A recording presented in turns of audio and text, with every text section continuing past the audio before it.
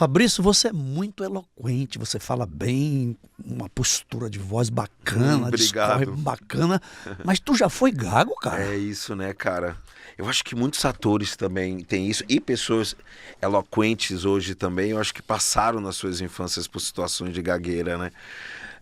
Eu fui gago até os 15 anos, eu digo muito, e eu até conversei com alguém há pouco agora na rua que falou que também foi até os 14, acho que deve ser uma idade onde você começa a lidar com seguranças né, assim, sobre a sua identidade e um pouco de também autonomia, né?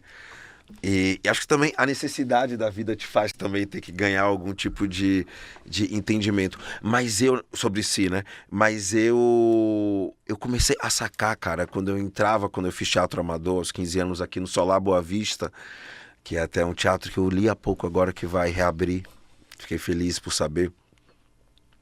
A primeira vez que eu fiz que eu entrei em cena, eu saquei que eu não gaguejava. Eu falei, caramba, então aconteceu alguma coisa quando eu entro aqui e quando eu vejo essas pessoas que não acontece na minha vida. E eu comecei a entender que tinha a ver com ali em cena. Eu já sabia que texto era, então eu tinha algum controle sobre a minha respiração e sobre a forma com a qual eu estava falando, que na vida eu não tinha. E eu comecei a perceber que o meu cérebro funcionava muito mais rápido do que a minha fala. Então eu tive que começar a alinhar a minha respiração, né, que é a minha fala, ao cérebro, né, a minha velocidade cerebral. E acho que isso me deu uma astúcia também sobre escolher o que falar, sabe? Sabe, quase como pensar um pouquinho, como ele pensa. Isso é uma percepção super pessoal, assim, né? E as percepções são assim. Mas porque eu saco que são 3, 4 caminhos que eu posso ter no meio de uma conversa e eu escolho em algum lugar e vou desenrolando por esse fio, sabe?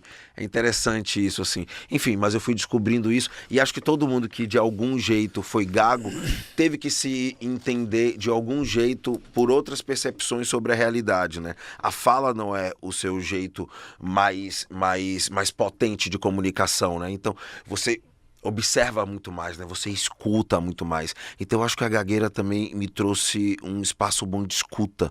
Eu gosto de escutar antes de falar, sabe? Eu faço esse exercício, sabe? De estar com a minha mente no presente para estar realmente escutando e não estar com ela pensando outras coisas, sabe? Quando tem uma outra pessoa falando, por exemplo.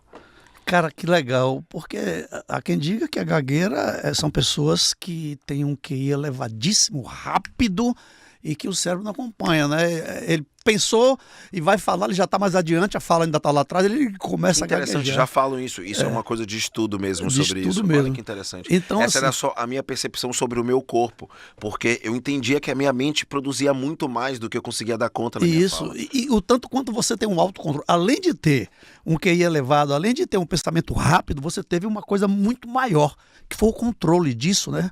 Como você falava, 3, 4 assuntos, e eu me identificava com mais com um, e era por ali que eu começava a entrar na conversa, e ali a minha gagueira ia assumindo, ou seja, esse autocontrole seu, ainda que seja inconsciente, que tenha sido inconsciente. Que foi a arte totalmente, assim. Fantástico. E que foi a arte, que foi entrar em cena e entender que o meu corpo poderia funcionar de um outro jeito, fantástico, né? Fantástico, cara. E aí, depois disso, eu comecei a fazer yoga até com o Fred Ortiz, que era um professor de yoga que a gente teve quando a gente fez Capitães da Areia. E aí eu já estava com 18 anos, mais ou menos, com 19, quando eu fiz Capitães. E aí o Fred começou a aprimorar isso dentro de mim, assim, que era entender mesmo como é que começa e de onde parte a sua respiração. Então aí já foram para outros lugares de elaboração e de pensamento mesmo, né?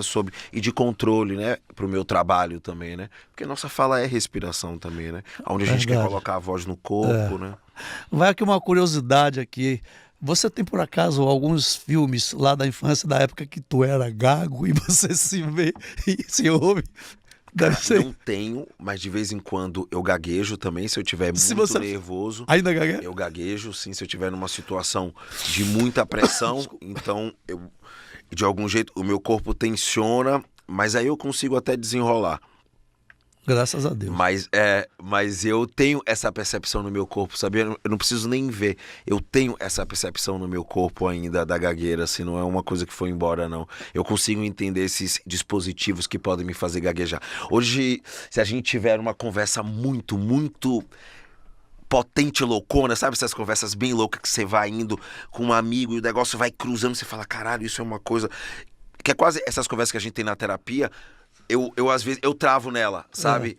Que aí minha cabeça quer ir pra um lugar, aí eu me lembro de uma outra coisa.